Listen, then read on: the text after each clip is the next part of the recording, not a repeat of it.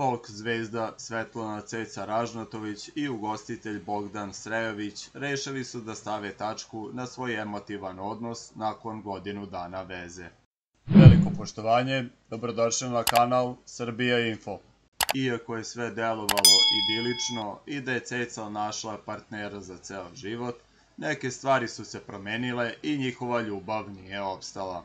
Naime, sredinom januara prošle godine u javnost je procurila vest da su balkanska muzička zvezda Svetlana Ceca Ražnatović i poznati beogradski ugostitelj Bogdan Srejović u ljubavnoj vezi. Ova veza je počela malo pre nego što je vest stigla u medije, ali zbog učestalih zajedničkih pojavljivanja sa prijateljima po gradu itekako je postala zapažena i brzo postala saznanje predstavnika sedme sile.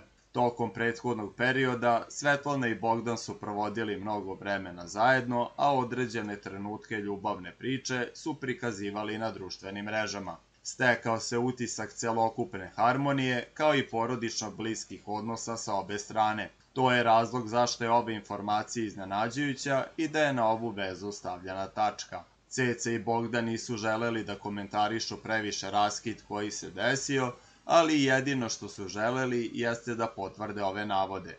Više nismo u vezi, ali bit ćemo prijatelji do kraja života.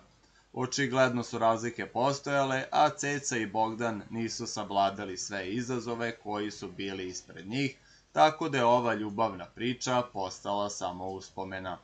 Raskid nije bio buran, niti je posredi treća osoba, već su obe strane shvatile da su emocije izbledele.